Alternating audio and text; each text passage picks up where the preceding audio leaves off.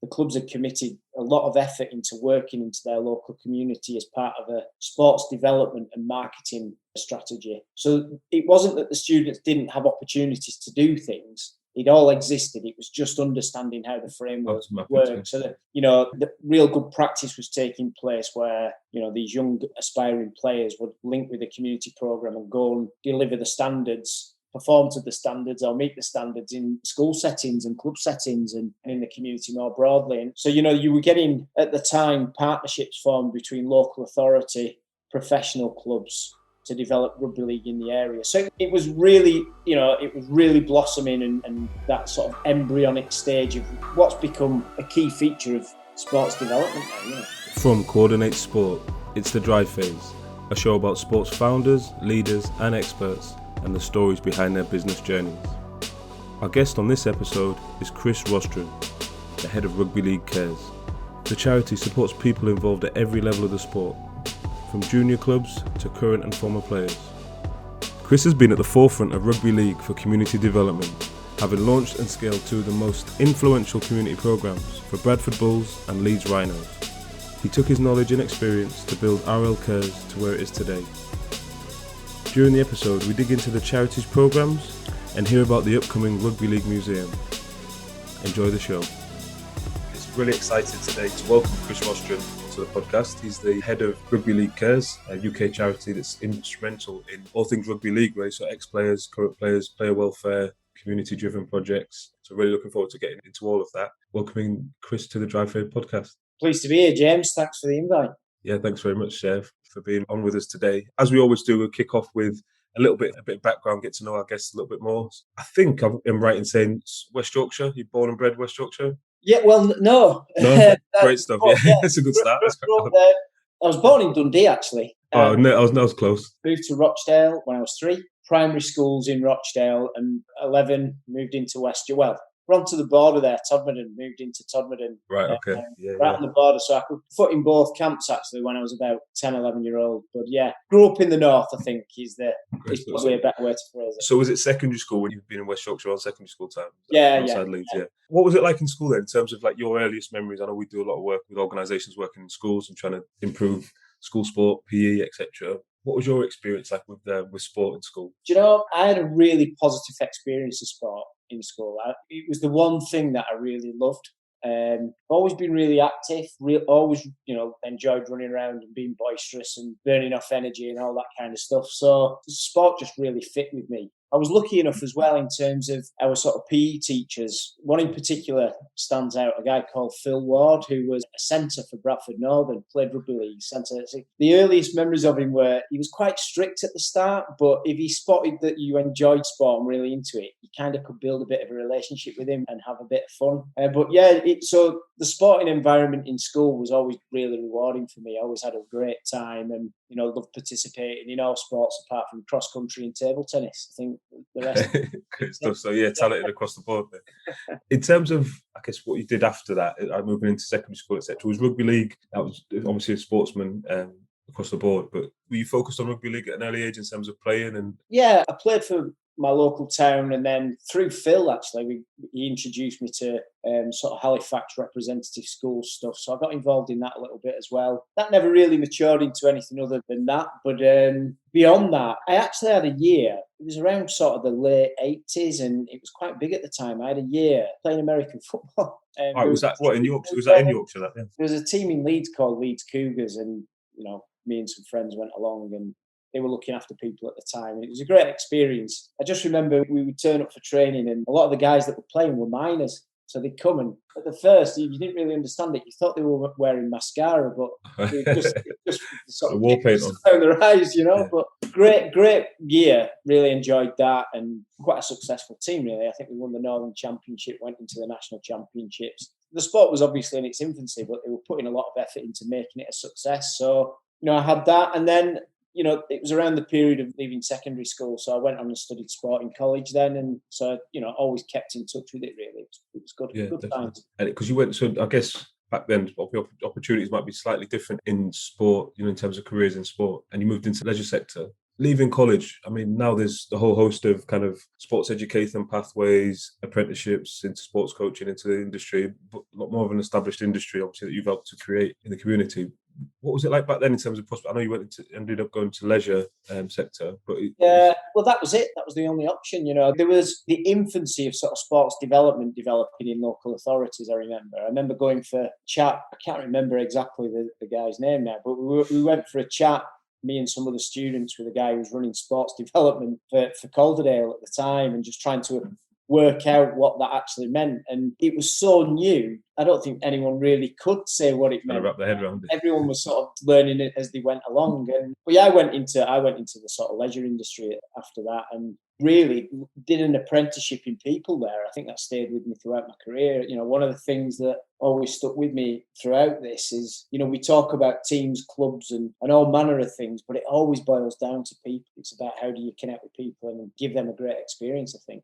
Yeah, definitely. I mean, at the moment, it's obviously tough at the moment for leisure industry, fitness industry, but usually, really, it's like a highly competitive environment, hard work, and it kind of, I guess it can kind of break some people. Some people don't last that long in the industry, kind of their thing. I mean, what was it like for you in terms of your experience? Well, was it commercial? Was it like commercial fitness industry or local authority? No, commercial. So, yeah. And again, that was really new. It was going from sort of a one-man band gym, which was interesting, to sort of a hotel complex. And then from there, I actually went into kind of the vocational studies thing, supporting, because at the time, the national standards for sport were written by academics, and anyone in the sport industry just couldn't get their heads around it. No one really understood how to apply what was written in the national standards into a practical environment. Right. I was fortunate enough to get an opportunity to go and work in that. And at the start, it was really difficult, trying to make what was written in theory by academics. And is that trying to fit the criteria, like the assessment criteria, trying to fit that, map that into what's getting delivered on the gym floor kind of thing?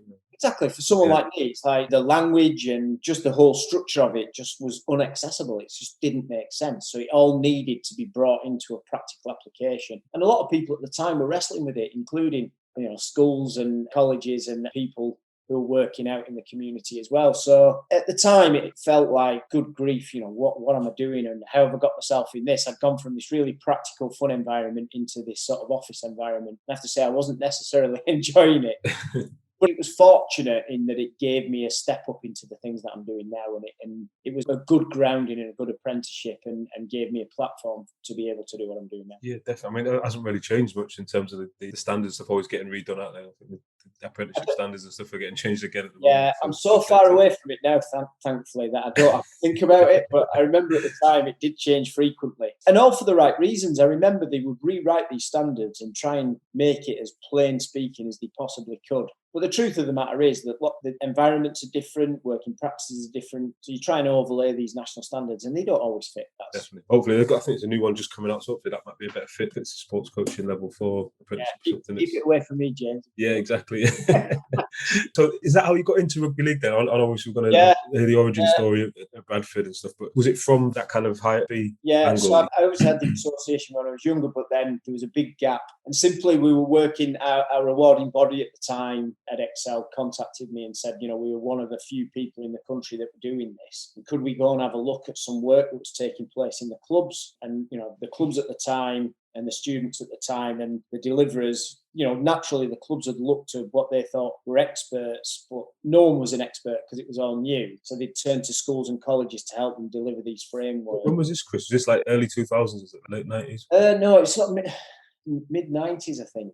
Okay. So that really in its infancy then? In terms of really in its infancy. Yeah. Everyone was struggling. We were asked by Excel to go and have a look at this, which we did. And then we had a kind of an intensive 18 months of working with the clubs to develop it. It wasn't like we came in with a solution. It was a small team. I remember sort of sat in an office for months and months and months just trying to work this out and make sense of it for the guys in the clubs, really. And it proved to be, I would say, sort of 70% successful. We got a lot of the students through that perhaps wouldn't have got through. And that helped me develop my reputation with the clubs in the sport. And just to frame it up in terms of what was going on at the clubs then, they were running a post-16 program as it would be now. Is that what it was back then? Yeah, so they were recruiting apprentices that, in terms of an elite development program for them. But they were trying to shoe national standards into an environment, club environment, where it didn't fit. So the students weren't necessarily always having the practical opportunities to, towards the national standard.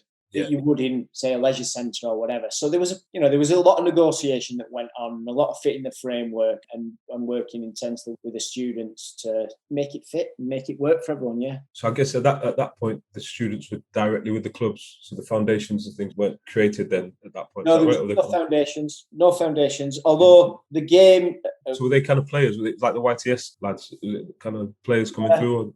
Yeah, it was that scheme, if you like, an apprenticeship scheme that was wrapped around it. The clubs were committed. The Super League actually committed. There was a real buzz around the sport with the formation of Super League around that time, and the clubs had committed a lot of effort into working into their local community as part of a sports development and marketing strategy. So it wasn't that the students didn't have opportunities to do things. It all existed. It was just understanding how the framework worked. So that, the real good practice was taking place where, these young aspiring players would link with the community programme and go and deliver the standards, perform to the standards or meet the standards in school settings and club settings and in the community more broadly. And so, you were getting, at the time, partnerships formed between local authority, professional clubs, to develop rugby league in the area. So it was really, blossoming and that sort of embryonic stage of what's become a key feature of sports development now, Definitely. So I guess back then,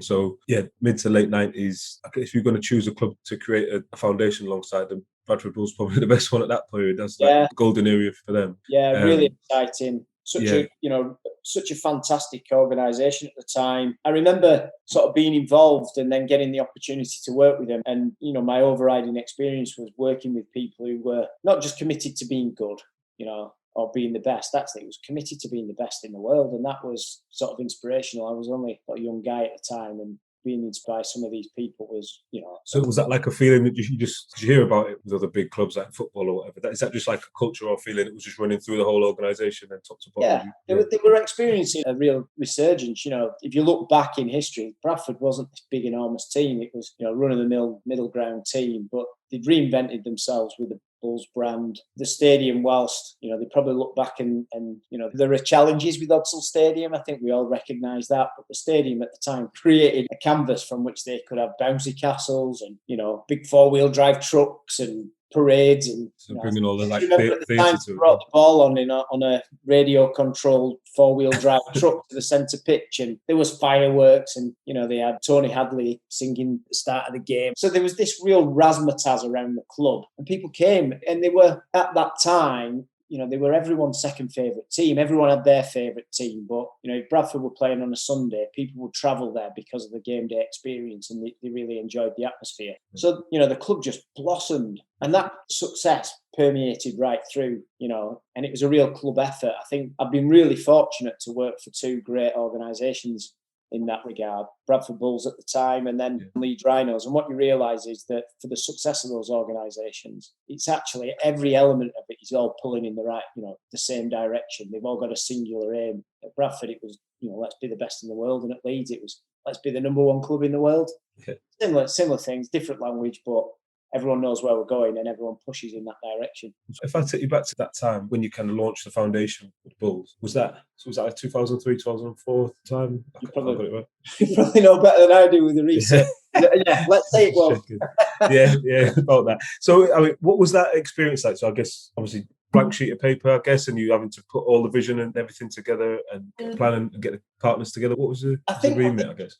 It was an evolution, actually. It went in phases. At the real start of this, the ambition was to get people out in the community with a bag of balls, go and sell the club and the sport into our community. And schools at the time, they'd never had this community engagement. So, for the razzmatazz of the club to come in and, you'd have players and coaching sessions, and then that evolved into assemblies, and then assemblies evolved into us writing children's stories, and then we had the Odsal Chalkboard project, which was way before a project called Playing for Success, where clubs embraced a classroom within the stadium, and that kicked off. So, in each evolution, the community programme, became much more than this initial aspiration of being a replacing with a bag of balls. And I think there was a kind of broadening of the framework around charities as well, which recognised sport as being charitable. That didn't exist up until that point. So within that, the move within the Charities Commission to recognise sport as a charitable objective, and the broadening evolution of the work that was taking place within the clubs, it was natural for clubs as an entity to look at that and say, well, how do we sustain this work? How do we make it, not be linked to the up and down nature of a sports club, which, 1 minute you're up here at the top and then the next minute you can be at the bottom, and that can affect the club's finances. And so it was to ring fence the work and give it the best platform from which it could grow. And the evolution was to form charities. And that's, I guess at the start, at the time, I was head of the department, so I got the task of trying to work out how to do this, Did you used to see back then, that first, when the first engagement projects kicked off and you were going out into the school, did you see like a direct correlation, like in the, attendance numbers or season passes or whatever it was? Did you see a big drive up with, 10 years later, you might, when all the kids from school are fans and they're in and they're buying passes and coming attending the games and stuff, but was it like instant in terms of? Yeah, that was the theory. That was the whole motivation. And, we had sort of various ticketing initiatives. And I think that's become much more sophisticated now with data and, a closer relationship between what happens in the community and the marketing operations within professional sports clubs. The truth of the matter is that a professional sports club's involvement in its local community is a win-win for everyone. The participant gets the experience of being able to reach out and touch the stars, if you like, and that's incredibly inspirational, motivational, and can move people into doing real, lots of positive things in their lives. For the sports club, it's about creating a new supporter and a new player and a new, lifelong participant in their sport. The community more broadly, the more this happens, that, the more communities develop, and we all want inspired young people thinking, now, how can I be the best I can be, and how can I aspire to be like the people that I follow? So, it's one of those really neat situations where when it's working really well, it's just a win-win for everyone. Yeah. Yeah, and in terms of operating that, what was this kind of team size in the end when you built it to? Like you got a team of coaches, or you might have players out in the community still? Yeah, I think it wasn't enormous. I think we had a sort of team of about 8 or 9 at Bradford at the time, and specialists within that. We ultimately secured Playing for Success, so we had the Playing for Success team, and then we had sort of community development team. And by the time I'd left, we'd got some really good volunteers involved who were fantastic, and then we had a kind of heritage committee and a heritage activity working as well, which were doing some really fantastic things. And there's a lot of passion and affection around sports clubs, and it's how do you embrace that and turn it into something positive and give back as a result. So obviously really successful with the Bulls and the foundation there. What was it like moving over then to Leeds? I guess local rivals, etc. Was there any issues with that, or was it just do you know what? The Bulls were a family club. I'd made some really great friends there, and it was hard to leave. But it was run like a family enterprise, if that makes sense. Yeah. I went to Leeds, and it was a proper bona fide business. They had,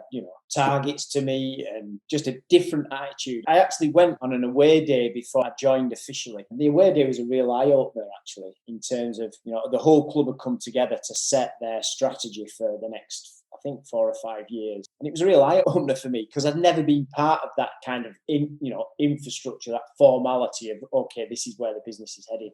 It evolved at Bradford. We kind of all just believed in it because that was the atmosphere in the environment every day. But at least a business, and we needed to make money in order to grow the business so that we could be successful. Both proved to be great. I enjoyed it, but it was a little bit daunting actually. The start of working for Leeds was a little bit daunting, but there were so many good professional people around who you could rely on. It became, in a short space of time, I realised that this was going to work and it was going to be a real success. So it's, I guess, like you said, they're running slightly more informally at Bradford. I guess that would have been driven by the success on the pitch. I guess would have helped it a lot. I guess if the success on the pitch wasn't there, it might not have been as, you wouldn't have that formality to fall back on in the coach. If that makes sense. How you did it like you might have at Leeds. I think there's some truth in that. Look, where their equivalent is, both organisations had really great people working for them that knew the roles and were successful. I'd just say that Leeds had a much more business-like minded attitude to it, and that was the difference. That was the fundamental difference that I noticed. So with the Leeds Foundation, were you able to grow that, I guess, quicker, or do you do anything different there? I guess maybe a bigger footprint, a bigger fan base.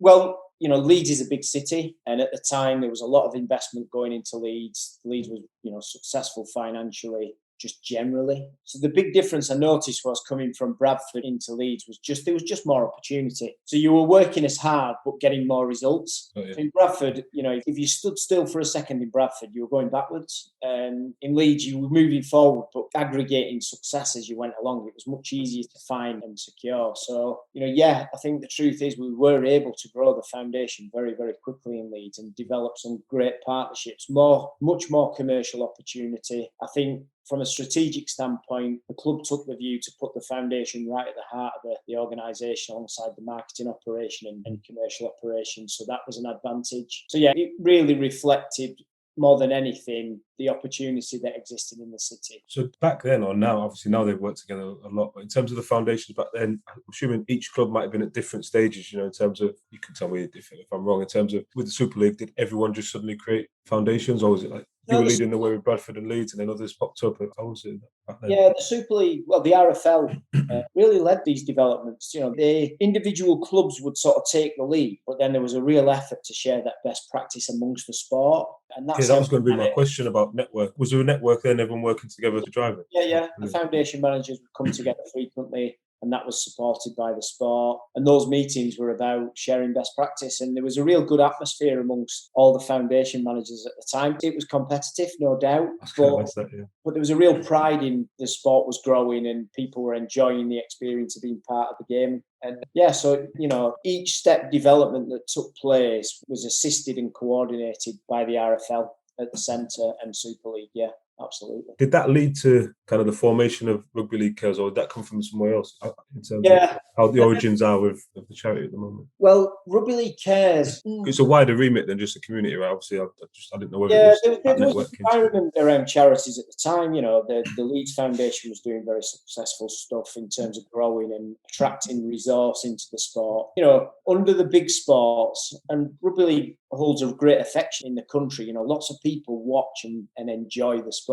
But as a sport, we're always having to fight hard to get resources. We're not a cash-rich sport, we've seen that last year as well, haven't we? Yeah. What's going on at the moment? Oh, yeah. So we've got to work hard in Rugby League in order to secure the resources we need in order to do the things we want to do. And the foundations were seen to be growing at that time and being able to attract additional resources into the sport. So, I wasn't party to the conversations in the RFL, so I can't speak for them. But from my impression, it was, there was a view that actually if we could develop the charities at the centre of the sport, it would be a mechanism to grow the resources available to help the game more. So that was the theory, I think, behind the formation of Cares. And, I joined the RFL in January 2011. At the time, there was a really successful charity, the Rugby League Benevolent Fund, which was developed as a response to a tragedy in the sport. A young academy player called Matt King had a serious injury playing his first academy game for London and suffered a life-changing injury. And people in the game came together and said, we need to do something positive for this and secure protect those players who get seriously injured. And the Benevolent Fund was formed. So that already existed and was doing some great stuff. And, the work of the Benevolent Fund is, it continues today within Cares, alongside Cares. We're all joined up now. But, they were helping seriously injured players. The day after they would have their injury, the Benevolent Fund would be involved and look after them and their families for the rest of their lives. It was just an incredible organisation and continues to be to this day. There was a museums charity, which hadn't done anything really, just sort of been formed, but hadn't really made any great strides. And then there was an organisation called the Rugby League Foundation, which was essentially providing grants to the community game. So you get the kind of thing, if there's bad weather and the rugby posts fall over, they could apply to the Rugby League Foundation and the foundation would provide the funds to put new posts up so that the game wouldn't be disrupted there. The kids could continue to play and whatnot. And they did a lot more than that. I'm just giving you that example. But there's a feeling that if we brought all of this together, those central charities wouldn't necessarily feed off one another and we could grow the whole. So that was the idea behind Cares. And I was lucky really to get that opportunity to go and work with the RFL at the time and look at this and develop that strategy. Well, it sounds like you're the right man for the job at the time, if they're looking back saying who's launched a couple of charitable initiatives. Yeah, well, yeah. It's been Chris in. Great. So I guess bringing all those other areas together, and I guess your remit at that point was to set the strategies, set the focus areas, and kind of drive it. Was it?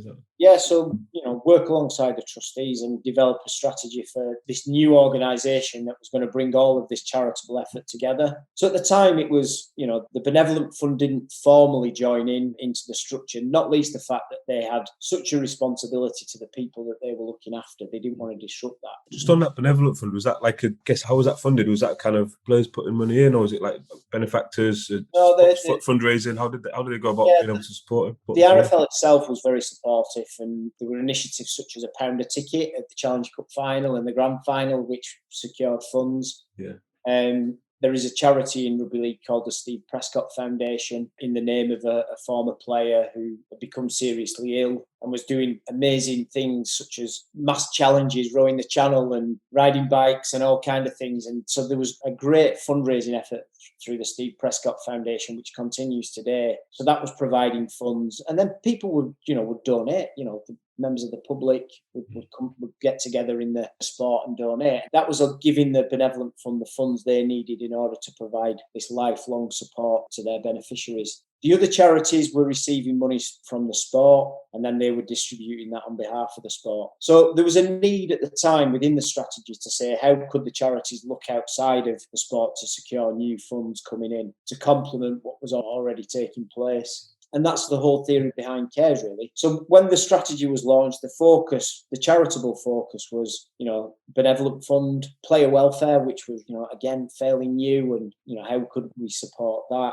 Community through the grants program, which was formerly the Rugby League Foundation, and then heritage. Right. So, the history of rugby league is something that everyone in the sport is quite passionate about. It's like a badge of honour. The fact that the game was formed, we're probably one of the only sports in the world that can actually put our finger on it and say, we know the exact time, location. In fact, we even know who was at the meeting and pretty much what they said around the formation of the sport in 1895. As a result of breaking away from the rugby union. So, and then the whole social context of that about, these guys in the north who had sort of manual hands-on jobs being needed to become compensated to play the sport, and the rugby union objecting because they needed to be, they felt that the way to play sport was the only way it could do it was if you were an amateur. So the breakaway has, huge meaning and significance in the sport. And there was an effort there at the centre to say, well, actually, we need to preserve this, and we need to keep telling these stories, and we need to, celebrate the customs and traditions of rugby league. So,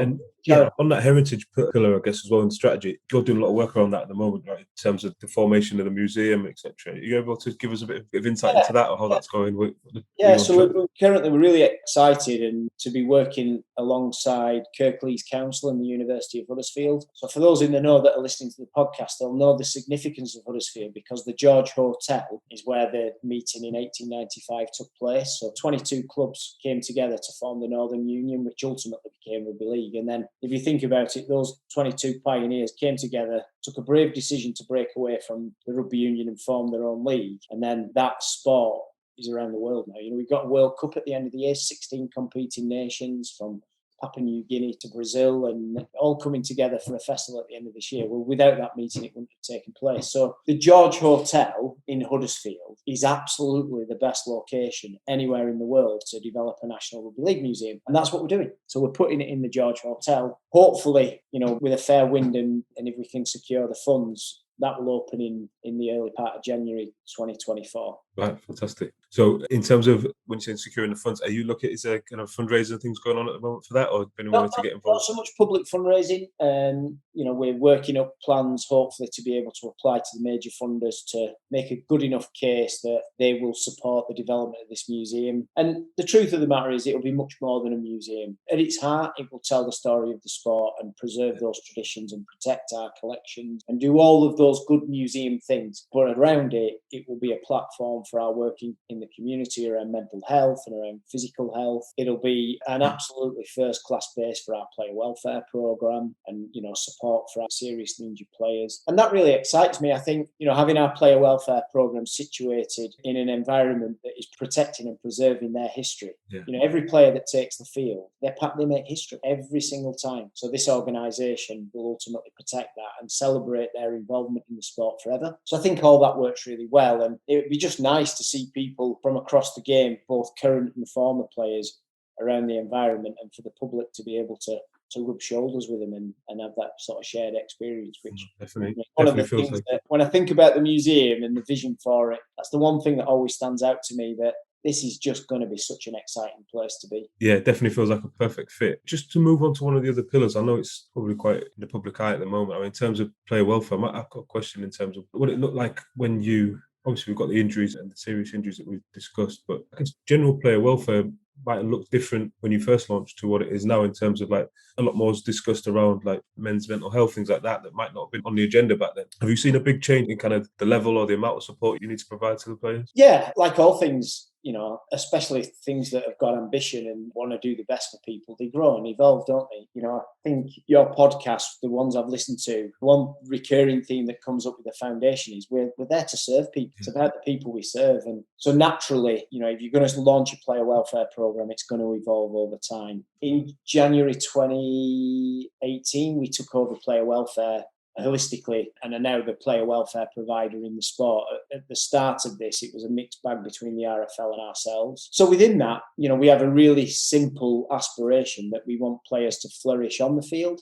and we want players to flourish off the field. So, a lot of effort. The headlines get taken up with mental health and the one or two players that struggle. The majority are working towards plans to be able to have look forward to futures beyond the sport. So it's about managing people's transition through various stages of their time in the game, that critical period from being an academy player into a first team player, and then, progression through first team, times dealing with injuries. And then ultimately, sadly for all professional sports people, all comes to an end at one point. Prospect, you've got to retire, you've got to leave the game. And actually, no one wants to do it. And, I've never met a player that said, I was looking forward to retiring.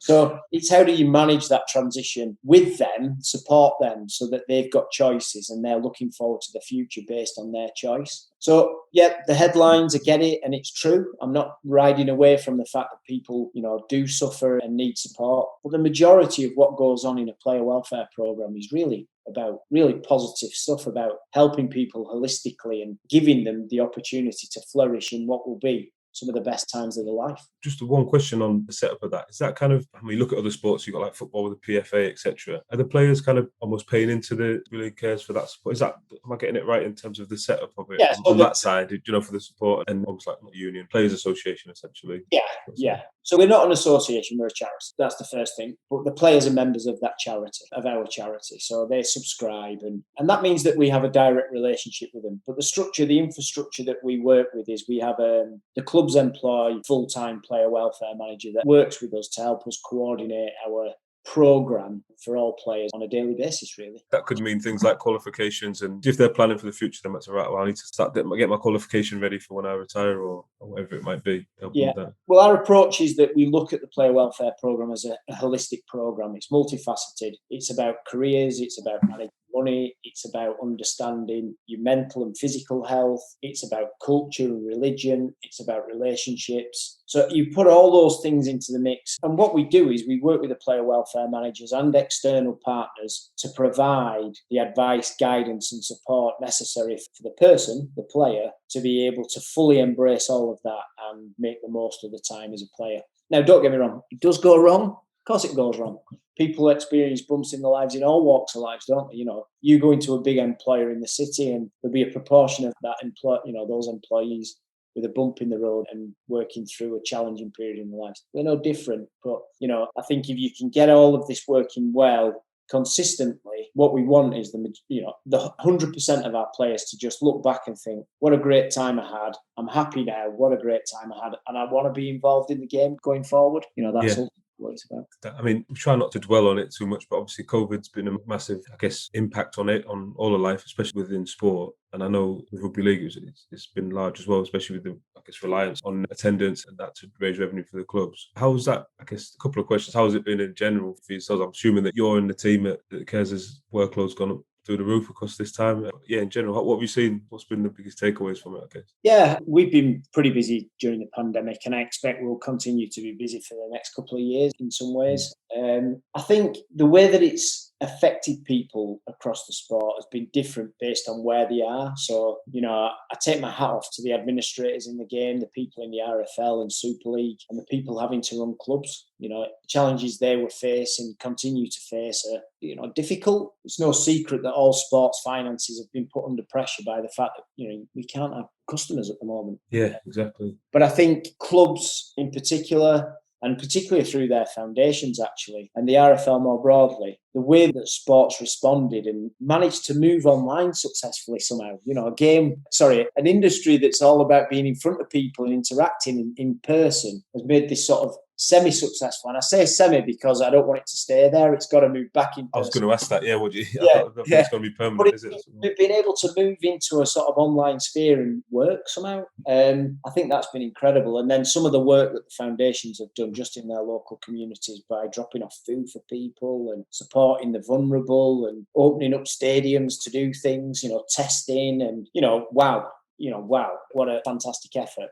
But nevertheless, don't get me wrong, administrators have suffered, players have suffered. Someone said to me about the players, and it really stuck with me, that, they liken the professional athlete to a racehorse. You've got to go out and run around and have that experience. So it's good that ultimately elite sport has been given the support by government to go back and play and teams can train and those athletes can fulfill their potential still, because that time lost is so damaging. Was that a debate at the time, though, in terms of with the players or amongst the players, obviously being the heart of it, about going back and playing, obviously at the first lockdown and continuing to play or coming back in? I mean, what was that like? Was there a big consensus? Everyone just wanted to play, or was there a few voices that maybe... I think like any community, you get mixed views, don't you? But I think deep down inside, players want to play.